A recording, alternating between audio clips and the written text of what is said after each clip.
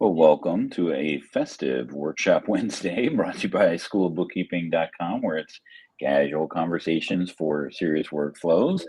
Rachel, you are looking mighty festive in Yep, your what is the earrings? they're ornaments. They're And you know what? ornaments. My friend Katie makes these, and they're super lightweight because she makes them with this like really light foam stuff. Because I hate heavy earrings.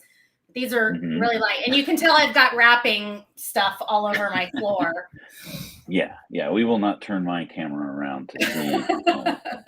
I've just got it right here. I mean, within arm's reach.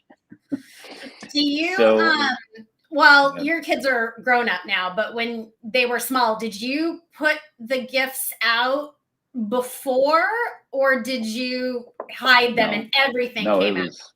it was, you know, Yeah, yeah. So midnight, last we early usually morning. yeah, we usually hid them always. Well, when they were little, like we'd sometimes put some out and then, the rest would all come out. But now my kid, like last year, I put a couple out beforehand, and my kids were like shaking them under the tree and counting them. And I got so irritated. So they are all locked up right now. Everything's coming out They're Christmas. trying to they're trying to guess what they are. Yeah, yeah, and I think it turns the kids into brats, like, "Mom, why does he only have 4 out?" And "Mom, he has 4 and I only have 2." It's just like it's driving me crazy because my kids are still Right. in they measure everything equally phase, and everything is like, if it's a Right. millimeter more, then they get The upset. injustice. The injustice of that. My goodness. Yeah. All right. Well, speaking of injustice, we are going to be talking about emails. Emails today. And I mean, in just a grand scheme of things, email has always been for me a struggle, right? Me too. Um, it is it is a method of communication, right? And a way that you can communicate with your clients, but it's gone through, I think an evolution, right, of what it was to what it is to today. But Rachel, how do you look at email? Not necessarily like getting into your like specific workflows, but what do you view email as in terms of your business? Well, I have a hard time with email because I'm one of those people where I get really stressed out if I have a whole bunch of stuff unread. Those people that have like No, 42,597 emails unread. You're like that. guilty. Yes, My husband's I like that, and I can't even manage my inbox. no Like, I'll have, oh my gosh. 38,000. Oh my gosh. Look at mine. Look at mine right now. It's actually, hold on. I don't know if you can see it. There's 4. Yeah, you Four. can't Oh see my it, but there's God. Yeah. 4. So I'm the Jealous. kind of person where I have to clear the email constantly. Yeah. And I put everything in subfolders, I feel like all day long. And I can't let it get out of control because then I get stressed out. Yeah. And I So will does that have leave in a my inbox like the things I'm immediately working on. And then when I right? move it over, it means I've done it. But it is a stressful process because I feel like I must always keep on top of it. And I hate it. Yeah, it's kind of like sweeping back the ocean, right? I mean, like, if you got Yeah. a I mean, broom and it's but I just the have a side. system. I mean, I'll go in and unsubscribe. If I see something like I didn't Yep. subscribe, I'll actually go in, click unsubscribe to prevent it and put it to spam. So mine rarely spirals out of control. Got it. Yeah. So for me, emails, because if I just had one inbox, that might be one thing, but unfortunately, I don't. I have multiple inboxes, and I think anybody in a business environment would have at least two, right? You've got your business email and you've got your personal email. Yeah, but if Um, for some reason you've got like 5 or 6, I can't keep them straight. I need to consolidate that. That is definitely, adding to the quagmire that I have here of 38,000 unread emails. There comes another one. What? All right, I'm going into do not disturb here. So don't Oh get yeah, I should put mine on distracted. too. That and that that's one thing, right? Like notifications, alerts, email, that are tied to email. Do you find that you're you're delegating time to be able to work your email, or are you immediately distracted by the sound of an email or an email that comes in that okay, I gotta it's a task now, so Yeah. I gotta at least give my attention.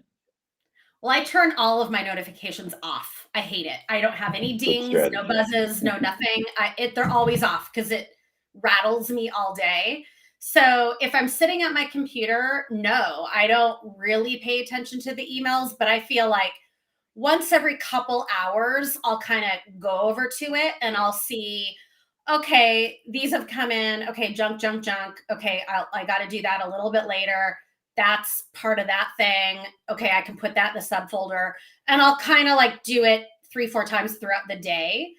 Hmm. But, or like sometimes like after I've driven my daughter in the evening, because I drive her every day usually, I'll come back with my laptop and that's when I'll kind of like lie in bed and I'll get to my emails then if I haven't. But Hmm. I'm I would love some kind of solution because I mean Right. I hope you're going to get into this. I'm sure you will Yes. about what to do about client communication because I don't want emails. I want them using the portal. Yeah. Yeah. That was I was as serendipitous as it is. I think Jason Stacks had an email or something on LinkedIn where he was talking about you know email itself or a video. He had a video or a podcast where he was talking about how to work your email so that it is that non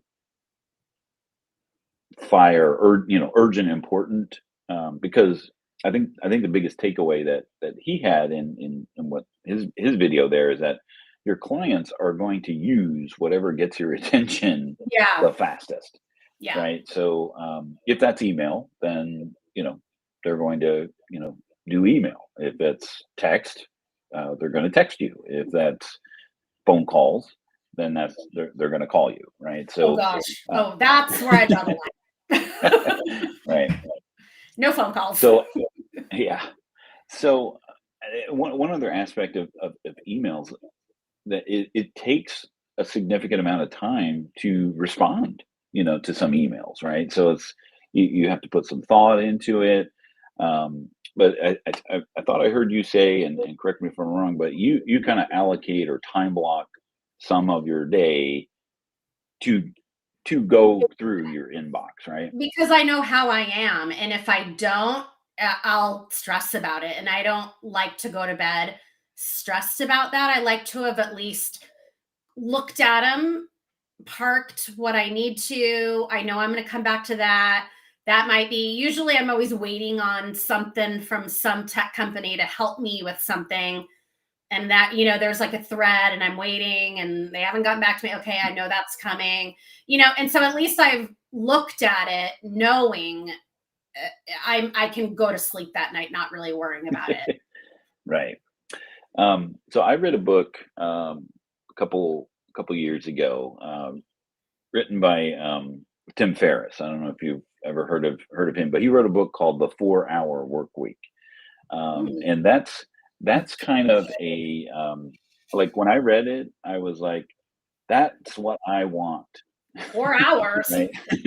I want to work 4 hours, and his whole thing is about this concept of lifestyle design, right? Where you set up things so that you can design your lifestyle to fit your work lifestyle, right? So if you only had to work 4 hours a week and have a full-time income, wow, what could you do with that other 36 hours of work time? And he actually he did some amazing things. Like he figured out how to hack a kickboxing tournament and with no training won a kickboxing tournament based on some kind of obscure rule, which Mm. which is interesting. So he's having these great life experiences also while working, right? And one of those things is, just what you said is that, do not get bogged down into your email.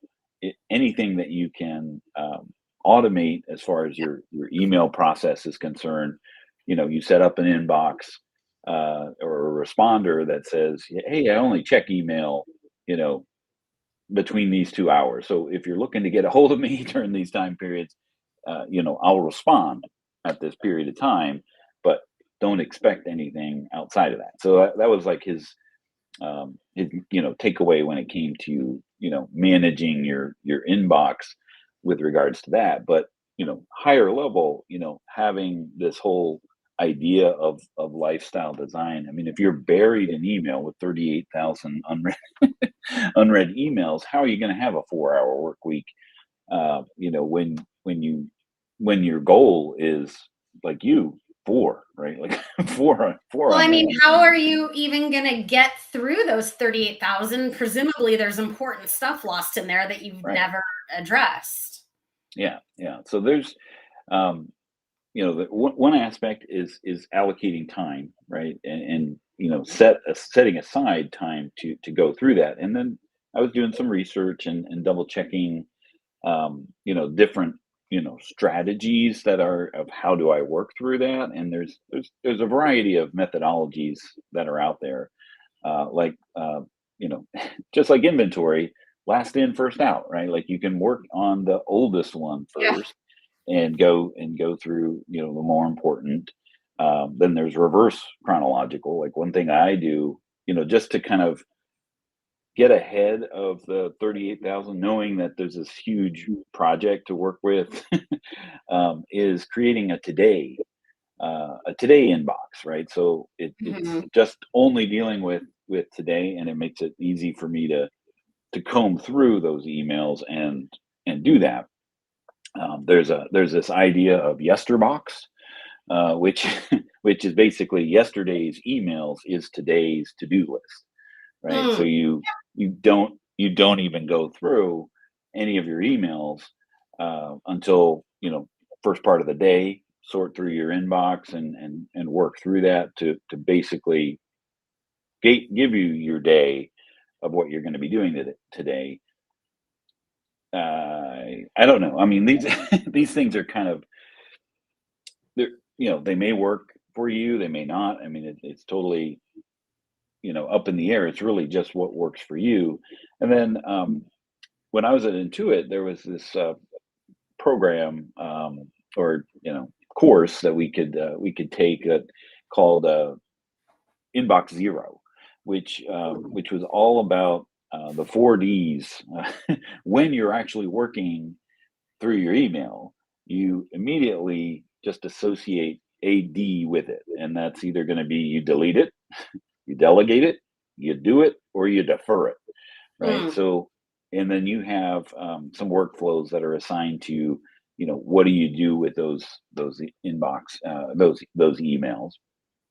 But um, you know, I had a situation, and you bring up a great point. Like, how do you keep on top of your client communications, especially when email is very paramount to that, right? Like Mhm. they find that okay, you do respond to email, so I'm going to continue, sending emails or doing things like that. So especially if it's not in the engagement phase yet, right? Like maybe it's Yeah, a prospective type of situation, or that's when or there's a lot maybe of emails. right, they fly back and forth because that's typically the most common way that they communicate. Um, so I was on the hunt for some kind of tool to be able to do that, and I wanted to give an example of something that I found. It's called Fyxer, and it's Of course, it's misspelled because that's what That's that's what nice. Way everybody not does to. today. Oh, yeah, It's I F. think I remember you telling me about I this. was telling you about it. They advertise it will save you an hour a day, right? So hey, if it could save me an hour a day, I'm all about that, right? So I tested it out, and I got scared, I think. I want to use this example. um, what it does, right? Let me share my screen here real quick here. Oops, I did have it linked. I just have to turn it on. Nope. Oh, that's right. I left and came back. That's why I'm like, what happened? I thought I had it all shared. All right. So this it integrates with Outlook and Gmail. Mhm. So because I have multiple inboxes, I'm going to turn this off for a second, so nobody's staring at my inbox. um, because I have multiple inboxes, that was part of the challenge of a lot of these tools that I was finding, is that they maybe only worked with one of the inboxes, and then I would have to get multiple multiple accounts, or it would be pretty costly to do these things. But one thing I like about Fyxer is that as long as it's a Gmail account or Outlook, you can combine all of your inboxes in this one tool, so you don't have to buy additional subscriptions when it comes to that. First thing that it does is it will automatically categorize your inbox. So let me share that again here. So Yeah, I want to see that because I remember yeah, you were talking about that. yeah. So it creates these labels here. So let me make this a little bigger. Whoops, Yeah, I want to see that because I can't wrong see. thing. So it creates these labels Oh, automatically: to respond, FYI, a comment, notification, meeting updates, awaiting a reply, actioned, and then the all important marketing, right? So, mm. so if you do get a lot of spam, right, I can just look at this, and then here's all the ones that Oh were my gosh. Yeah, flagged yeah. as marketing. So immediately I could just go, okay, well, none of these are real important. Then I can just get rid of them, Yeah. right? There's 162 emails not in my inbox, right? If I got rid of them or put them somewhere else, right? Or you could Mhm. just leave them in this labeling, right? Mhm. The most important one is this to respond, right? Because that is something that um, requires your thought and attention, right? And How so do the they way know that it, though that it's not a marketing and that it's a needs to be does it see I don't know. yeah, it's not perfect, right? I had something that was sitting in FYI and it really should have been something to respond, uh, Mm. but but you can change the tag and it will move it over. The thing is, the really cool part of this is that it will create drafts for anything that's flagged to respond, right? So, and I have an example of where this got a little scary for me. Of course, because it uses AI, to come up with those drafts. It doesn't automatically send the email, which is nice, right? What Because if it goes rogue and then it starts sending emails? that's right. Gives starts flipping the bird to my Yeah, clients. what if it starts Uh, acting sassy? that's right. We don't need Dan anymore. We've got it under control. Um, so that so it will do that. So I have an example here of, wait, where'd it go? Okay, so this was an email that I wrote, right? So the situation is they're using QuickBooks Desktop, and they're using sales orders, Mhm. and they're using picking and packing, right? So this is a advanced inventory, type of situation, and they were having some challenges with their slip, pick pick list. Sorry, the packing slip and the pick list. Excuse me.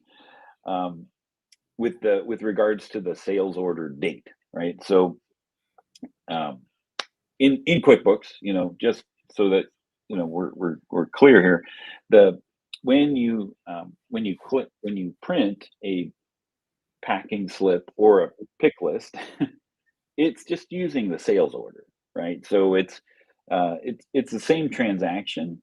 It's just a different template when Mhm. you print it out of QuickBooks. So the date on the sales order is the date of the packing slip. It's also the date of the um, pick list, right? So they Mhm. wanted to know.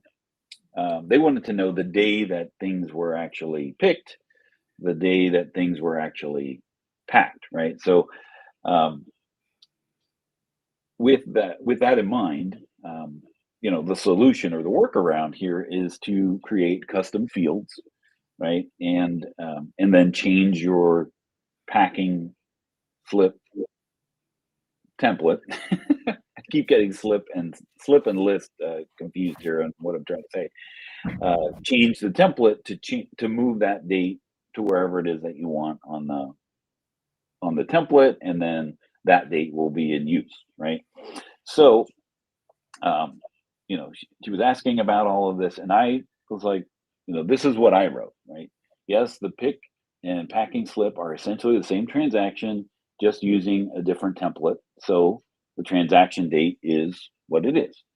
However, you can create custom fields and define that as a date and put that on your sales order template and call it picking date. On your pick list, you can remove the SO date, the sales order date, and use this custom field in its place. You would need to enter this date prior to entering it for picking, so it will print and use that date on the pick slip, and repeat that process for the packing slip. So your original sales order date would have sales order would have 3 dates on it, but the template would only have the date in question, right? So well thought out answer. I was like, yeah, this is, it probably took me, 15, 20 minutes, to craft this email in a way that was explainable. I forgot about this whole, creation of drafts, right? Later, I went and I looked at my drafts. To my surprise, let's see, where is it now? Here is what the tool did. So let me make this. I don't know if I can make this a bit. Uh, this is in my drafts, right? Like, hey, Andrea, awesome, glad it worked for you. As for the date, QuickBooks usually defaults to the original sales order date for consistency. However, you can manually adjust the date on the packing slip before printing without changing the sales order date. One workaround is to create a custom field for the packing slip date on your template. This way, you can enter the current date when you're ready to print and it won't affect the original sales order date. Let me know if you need assistance for this or anything else. All the best, Dan. That looks like something that I would have written. But Right? how does it know that? Is it pulling from the data in your emails, or is it, Yeah. have you trained it? Yeah. I did not tell it anything. You just have to, as long as you're using Gmail, it will kind of look through your last, certain emails and start to learn your voice, Yeah. and how you might respond. Um, I was kind of scared when I saw when Yeah, I it's a saw this. little like, Like I'm that just was thinking pretty of close. what if it sends something like, "Oh, hi, um, John, I've changed my bank info. Here you go." You know what I mean? Like, what if it goes rogue and like gives out such sensitive financial information? Well, at this point, nothing gets sent out automatically, right? Okay. So, everything in here is just a draft. Yeah. So to the point of where we kind of are with AI and machine learning and automation, it will still require you to do something in order for it to to, To to go out send. to your But customer. I wonder if it's got a function where you can have it auto respond, like if you wanted to. Not yet, right? Like Yeah. they just announced a Fyxer Pro, which integrates with Salesforce and all this other stuff. So I'm sure that potentially could be the case.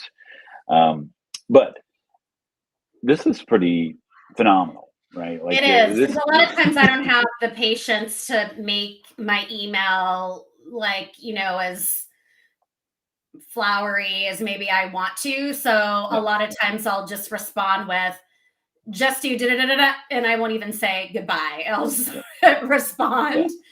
Like this one, and this one here, this is giving me two options in my draft. So based off of the context of the question in case, it gives me two options, which then I can just tweak. Even if it says like in some cases it'll have like a place there to put a link or Yeah. something like that. Here's another cool thing about it is if you have a booking link, right, a scheduler link, it will connect to your calendar too, and as part of the draft, we'll offer times for the customer, right? And then also That's if they're cool. Oh yeah, my gosh. that was really cool. And then if it doesn't, it'll mention like if none of these times work, click the scheduling link and find a time that's convenient for you. So Okay, these that are I think is impressive. and I forgot to put there is a trial. You can try it out, totally free. I think it's 2 weeks. But it took me a matter of a day to realize this was something that I wanted to utilize. There's a QR code up there in the corner. If you want to want to check it out, would help us out here at School Bookkeeping, and maybe craft get you a little time back in your day, because that's the one commodity that we don't have is more Yeah. time. You know what I wonder if it does is, I mean, like in my Gmail, my main Gmail, I use a ton of subfolders, Hmm. um, folders and subfolders, and sometimes subfolders. If you train it, will it know? Like, let's say once it's read, can you tell it to put itself in the subfolder? Um, I don't know. Let's take a look at the settings here. Or like, emails from Bob Smith, once they're read, always go to um Bob's landscaping folder or something. Well, I think that would be more of a Gmail thing, right? Where you could train that when it is, or maybe a Zapier, type of thing. Like once it's not read, goes into the folder. I'm not sure. I haven't looked too deep into that kind of setting. But one other thing that it also does is it has a note taker for your meetings, right? So if you aren't taking advantage of a note taker for your meetings, like your Zooms or team Mhm. meetings, it joins and it transcribes and it creates an automatic recap of the meeting that you can automatically send to your customers, and they can review the recording if need be. But it goes into drafts, of course. It doesn't Yeah. automatically send that, but it does do that. So I'm evaluating it based off of the one that I'm already using. Kind of like in the other one, not this one, but Mhm. I've used it. It does have some good uses to it. So that's another thing that this tool will do as well. So, any other questions about email No, or this tool? well, I like that it's got a free trial. I mean, there's definitely, I mean, maybe I'll try it just to kind of see how it works. It's like, um, I think it's, I think it's kind of cool. I feel like I'm so controlling in a lot of different ways, not really in a good way, but my email is the one thing where I'm like, you know, I'm really, I want it where I want it, that I wonder if, if it already puts it in these places that might kind of goof up my system a little bit. But on the other hand, I'm open to having my system changed, because if it's going to be better, then it's something that I'm interested in. I'm not interested in holding on to things just because, I'm obstinate. I always want to improve. So if it's going to improve, I'm willing to try it. Yeah, that was one of the things I took out of Jason's video was depersonalizing your inbox, so Mm-hmm. that a lot of people were like, "That's my personal, this is my thing," um, but obviously that's not scalable. If you Yeah. have an inbox that customers or clients should be working with, and you're the only one that can work in it, then that gets a little challenging to be able to scale that, across the board, because otherwise you're the single point of failure when it comes to something didn't happen in that particular inbox. Yeah. Uh, so that's kind of our chat for today. Hopefully, if you want to give this a try, give it a check out, and see if it saves you an hour in your day. There's clearly a learning curve to it. I mean, but it can literally be set up in like 30 seconds, Yeah. um, and then it just starts working. It's so far I'm a fan. Oh, I Have have one last question about it. Does it help you go back and clean up the 36,000 unallocated emails? Yeah, yeah. So now I can allocate more time. If I'm saving time responding, like I didn't have to spend 15 minutes responding to that client email. I could have used that 15 minutes to actually clean up my inbox, and because it automatically tags certain ones in there, then that allows me to get rid of those emails that aren't necessary Okay. for me. So will it Also um does a follow-up too, right? So if you send an email and you don't get a response, it will automatically create a draft a few days later saying, "Hey, hadn't heard from you, just double checking," so on and that's so forth. So awesome. yeah, yeah, these are So nice but surprises. will it, like, ones that it doesn't know, will it just leave those there? Yeah, yeah, Okay. and as you work with it, just like your bank feeds in QuickBooks, as you work with it, it'll start to understand how you categorize, certain customers or emails or things like that, and we'll start to learn that to move forward. Okay. Cool. So, um, Rachel, I appreciate you joining me today and talking through your email challenges and woes. um, and appreciate you for all of your help through the workshop Wednesdays this year. We appreciate everybody joining us on this journey through School of Bookkeeping and Workshop Wednesdays.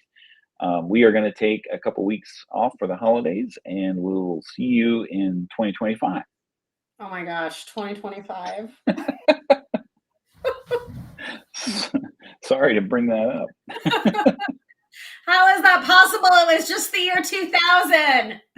I know, I know.